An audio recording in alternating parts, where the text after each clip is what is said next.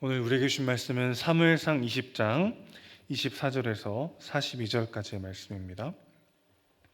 사무엘상 20장 24절에서 42절까지 말씀 제가 봉독하도록 하겠습니다. 다윗이 들에 숨으니라. 초하루가 되매 왕이 앉아 음식을 먹을 때에 왕은 평시와 같이 벽 곁 자기 자리에 앉아 있고 요나단은 서 있고 아브넬은 사울 곁에 앉아 있고 다윗의 자리는 비었더라. 그러나 그날에는 사울이 아무 말도 하지 아니하였으니 이는 생각하기를 그에게 무슨 사고가 있어서 부정한가 보다, 정령이 부정한가 보다 하였음이더니 이튿날 곧 그 달의 둘째 날에도 다윗의 자리가 여전히 비었으므로 사울이 그의 아들 요나단에게 묻되 이새의 아들이 어찌하여 어제와 오늘 식사에 나오지 아니하느냐 하니 요나단이 사울에게 대답하되 다윗이 내게 베들레헴으로 가기를 간청하여 이르되 원하건대 나에게 가게 하라. 우리 가족이 그 성읍에서 제사할 일이 있으므로 나의 형이 내게 오기를 명령하였으니 내가 내게 사랑을 받거든 내가 가서 내 형들을 보게 하라 하였으므로 그가 왕의 식사 자리에 오지 아니하였나이다 하니 사울이 요나단에게 화를 내며 그에게 이르되 패역무도한 계집의 수생아 내가 이새의 아들을 택한 것이 내 수치와 내 어미의 벌거벗은 수치됨을 내가 어찌 알지 못하랴. 이새의 아들이 땅에 사는 동안은 너와 내 나라가 든든히 서지 못하리라. 그런즉 이제 사람을 보내어 그를 내게로 끌어오라. 그는 죽어야 할 자니라 한지라. 요나단이 그의 아버지 사울에게 대답하여 이르되 그가 죽을 일이 무엇이니까 무엇을 행하였나이까. 사울이 요나단에게 단창을 던져 죽이려 한지라.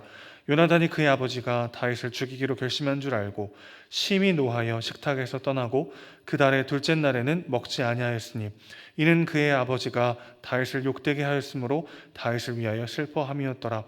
아침에 요나단이 작은 아이를 데리고 다윗과 정한 시간에 들로 나가서 아이에게 이르되 달려가서 내가 쏘는 화살을 찾으라 하고 아이가 달려갈 때에 요나단이 화살을 그의 위로 지나치게 쏘니라. 아이가 요나단이 쏜 화살 있는 곳에 이를 즈음에 요나단이 아이 뒤에서 외쳐 이르되 화살이 내 앞쪽에 있지 아니하냐 하고 요나단이 아이 뒤에서 또 외치되 지체 말고 빨리 다름질하라 하매 요나단의 아이가 화살을 주워 가지고 주인에게로 돌아왔으나 그 아이는 아무것도 알지 못하고 요나단과 다윗만 그 일을 알았더라. 요나단이 그의 무기를 아이에게 주며 이르되 이것을 가지고 성읍으로 가라 하니 아이가 가매 다윗이 곧 바위 남쪽에서 일어나서 땅에 엎드려 3번 절한 후에 서로 입맞추고 같이 울되 다윗이 더욱 심하더니 요나단이 다윗에게 이르되 평안히 가라.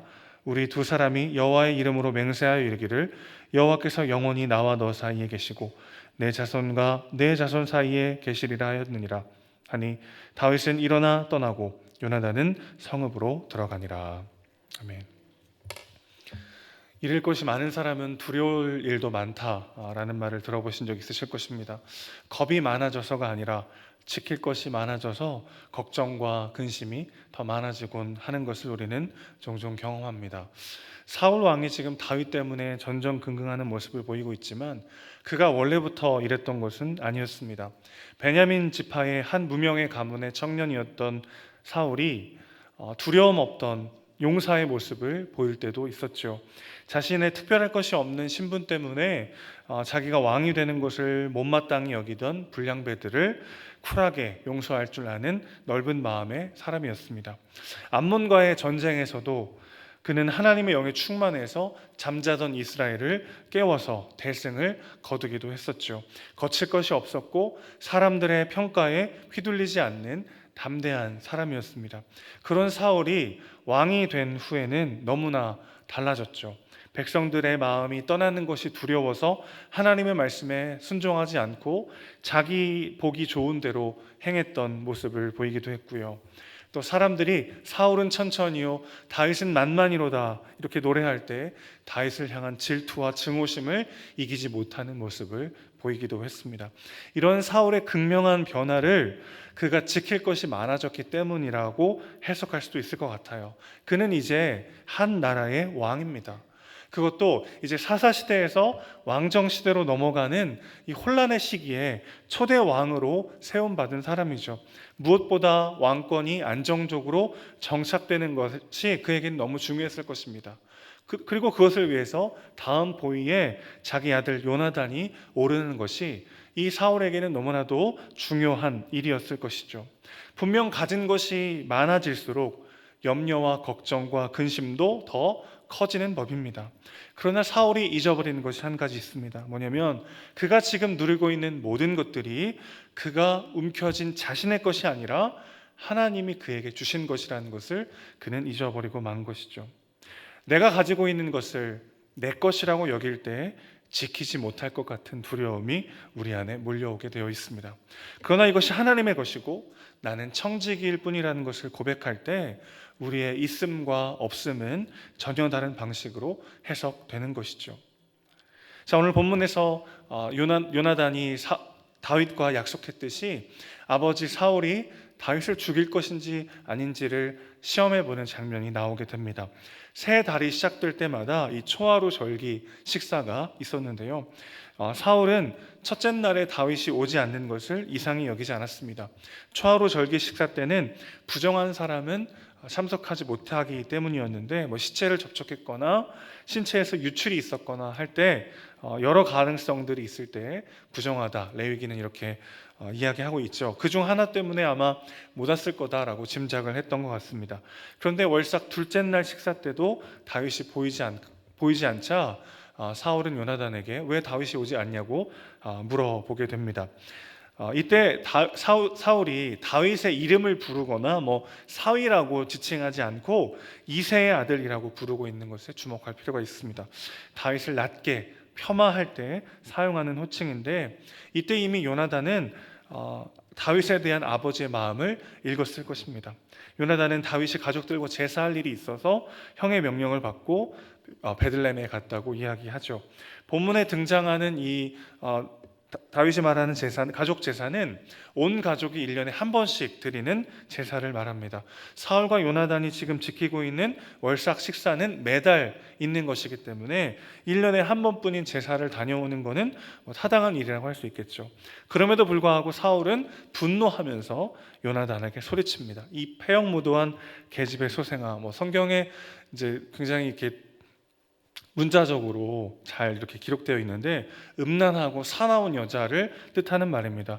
요나단의 어머니 아히노암을 욕보이는 표현이기도 하고 이제 요나단을 더 이상 너는 내 아들이 아니다라고 말하는 표현이기도 하죠.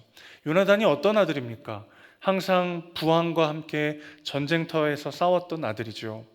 늘 앞장서서 싸우면서도 스스로를 높이기보다는 아버지를 앞세웠던 아들이기도 합니다. 또 부친의 잘못된 맹세 때문에 죄 없이 죽어야 할 때도 조금도 원망하지 않고 아버지의 명예와 권세를 지키기 위해서 기꺼이 죽으려고 했던 아들이 바로 요나단이죠. 결국 그는 죽는 순간까지 아버지와 함께 했고 전쟁터에서 아버지와 함께 전사하고 맙니다. 이런 충직한 아들을 지금 사울은 분노하면서 이 패역한 계집의 소생아 너는 내 아들이 아니다라고 분노하고 있는 것이죠. 31절 보면 사울이 왜 이렇게 화가 나는지를 알 수 있습니다. 이새의 아들이 이 세상에 살아있는 한 너와 내 나라가 든든히 서지 못할 것이다. 지금 사울의 불안과 사울의 분노는 무엇 때문이죠? 요나단과 그의 나라가 평안하기를 바라는 마음에서 출발했다는 것입니다. 그것이 바로 다윗의 존재에 대한 불안으로 이어졌고 결국 다윗을 죽이려고 하고 그것을 막아서고 있는 요나단까지도 창을 던져 죽이려고 하고 있는 모습으로 귀결된 것이죠. 자, 굉장히 아이러니한 상황입니다. 사울은 왜 분노했죠? 요나단과 그의 나라가 견고히 서기를 바라는 마음 때문에 불안했고 분노했는데 정작 요나단과 요나단의 나라를 위험에 빠뜨리는 장본인은 바로 자신이었죠. 요나단이 그렇게 패역한 여자의 아들이라면 그가 어찌 왕세자가 될 수 있고 어떻게 나라를 다스릴 왕의 자격이 있을 수 있겠습니까? 지금 그러니까 사울은 자기의 것을 지키려고 애쓸수록 요나단과 그의 나라가 강건하기를 바라는 마음 때문에 그것을 지키려고 발버둥 칠수록 오히려 요나단의 평판과 그의 마음까지도 망가뜨리고 있는 것을 보게 되는 것입니다. 아들이 자기 편이 아니라는 배신감과 분노에 빠져 있기도 하고요. 그리고 아무도 나와 함께하지 않는다고 하는 외로움이 주는 심각한 분노에 빠져 있는 것이죠. 여러분, 무언가 절대 빼앗길 수 없을 만큼 중요해질 때 그것을 지키기 위한 일에만 집중하느라 그것 자체를 잃어버리곤 하는 것이 우리의 모습입니다. 내 것이 아닐 때 오히려 건강하게 바라보게 되죠. 여러분, 자녀들 한번 생각해 보세요. 아이들을 이렇게 보면 남의 집 애들은 참 귀여워요, 그렇죠? 근데 우리 집 애들은 왜 이렇게 못난 모습만 보이는지 모르겠어요. 내 것이라고 생각하고 내가 책임져야 된다고 생각할 때, 빼앗길 수 없다고 생각할 때, 지키지 못할 것 같다라고는 생각이 들 때 오히려 우리는 그것 자체를 잃어버리게 되죠. 이 모든 것이 하나님의 것이고 나는 청지기일 뿐이라는 것을 고백할 때 우리의 있음과 없음은 전혀 다른 방식으로 해석되게 되는 것입니다. 사실 사울 왕보다는 왕세자인 요나단이 더 조급하고 불안해하죠. 사울은 이미 왕입니다. 그리고 다윗은 그의 사위죠. 그는 물론 한 번도 사위라고 다윗이라고 부르지 않고 계속해서 이새의 아들이라고 폄하하여 부르고 있지만 다윗은 엄연한 그의 사위입니다. 그러니까 그에게 왕좌를 물려준다고 해서 사울의 왕권이 상실되는 건 아니라는 거죠. 오히려 두려워해야 될 사람은, 분노해야 할 사람은 요나단입니다. 그러나 요나단은 무엇 때문에 분노합니까? 왕좌를 빼앗길 것 같은 사실 때문에 두려워하는 것이 아니고, 그것 때문에 분노한 것이 아니고 아버지의 다윗을 향한 부당한 미움 때문에 분노하고 있는 것이죠. 요나단은 지금 자신의 것을 잃지 않기 위해서 분노하고 있는 것이 아닙니다. 그는 애시당초 왕자가 당연히 자신의 것이라고 여기지 않았던 것 같아요. 오히려 그는 하나님이 다음 왕으로 택하신 다윗과 언약을 맺고 그를 돕는 것을 자신의 사명으로 여기고 있습니다. 자신의 소유를 내 것이라고 여기면서 내가 누리고 있는 것을 당연히 내 것이라고 생각하며 사는 사람들은 언제나 그 가진 것이 잃어버릴 위기에 처해 있을 때 자기 자신을 잃어버리게 되어 있습니다. 그러나 사명 때문에 움직이는 사람은 자신의 신분, 성취, 소유, 건강 가운데서 자신의 정체성을 찾지 않는 것이죠. 소유를 위하여 사는 사람은 늘 자신을 잃어버리는 위기에 처하게 되지만 사명을 위해 사는 사람은 상황과 환경과 상관없이 우리와 함께 하시는 하나님 안에서 나를 발견하게 되는 것이죠. 그렇게 사명을 감당하며 그때 함께하게 되는 사람들을 사랑하며 담대히 주어진 삶을 살아내게 되더라는 것입니다. 요나단은 차기 왕좌를 차지하느냐 못하느냐에서 자신의 삶의 의미를 찾지 않았습니다. 그는 왕위를 받지 못할 것이라는 슬픔 때문에 울지 않았습니다. 그는 사랑하는 다윗과 헤어짐 때문에 울고 있는 것을 보게 됩니다. 요나단은 다윗과의 약속대로 화살을 통해서 다윗이 멀리 도망가야 함을 알려주고 있어요. 그리고 자기의 종을 먼저 돌아가라고 말한 뒤에 다윗에게로 갑니다.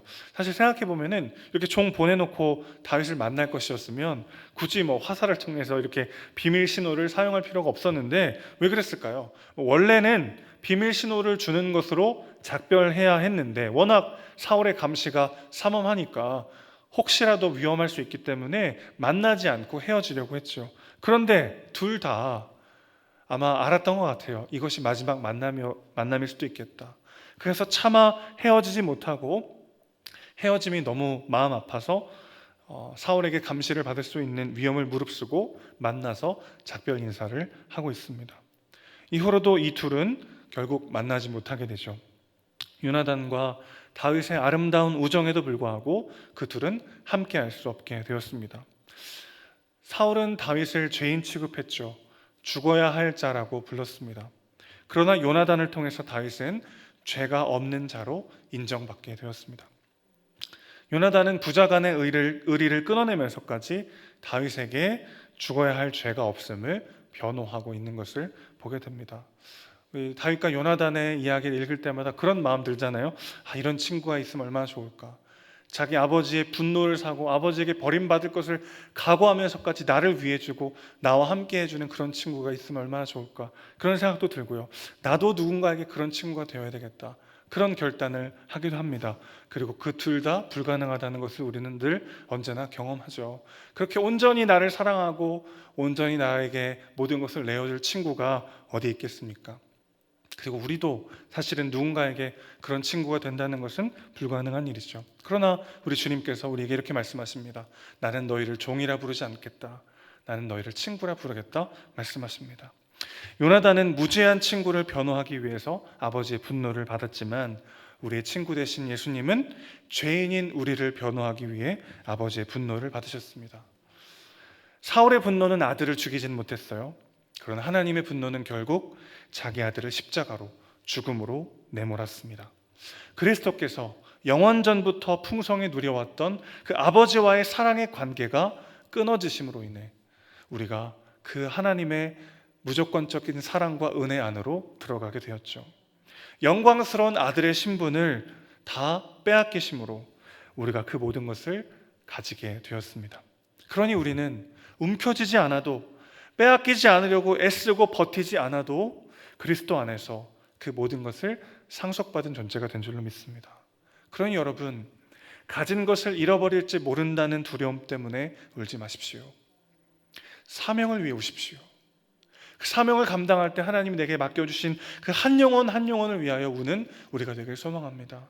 그렇게 그리스도의 친구로, 예수님의 친구로 부름받은 자답게 오늘 하루를 살아내는 우리 모두가 되시기를 주님의 이름으로 축원합니다.